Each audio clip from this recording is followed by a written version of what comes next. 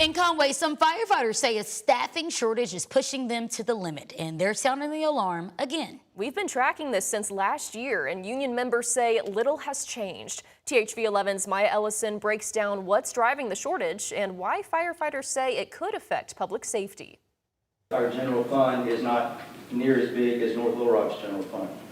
I have said if we can get close, I think we could keep our firefighters. That was Conway Fire Chief Mike Winter during last year's budget meeting, raising concerns about staffing shortages echoed by the city's Firefighters Union. Now, earlier this year, voters approved a sales tax aimed at funding capital improvements, something union leaders say could also support recruitment and retention. The citizens of Conway supported us in the election and passed a tax for our capital tax for our capital equipment purchases. The city said could be available to help with the recruitment, pay retention for the rest of the fire department. But Desmond Lewis, president of Conway Firefighters Association Local 4016, says they've seen little change. Just for recruitment and retention and competitive pay, it's been very, very minimal.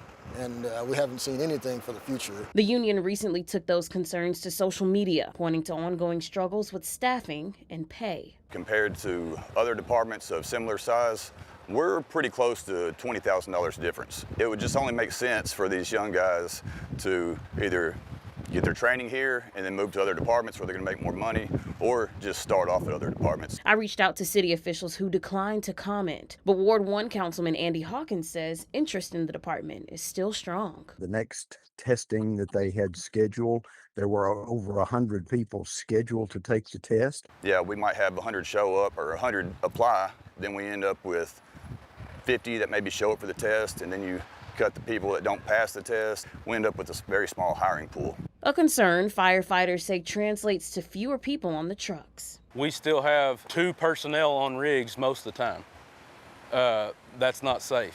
They say until pay and staffing improve, the problem won't go away. We're not asking for anything special. We just want to be on a level playing field with other departments. In Conway, Maya Ellison, THV11 News.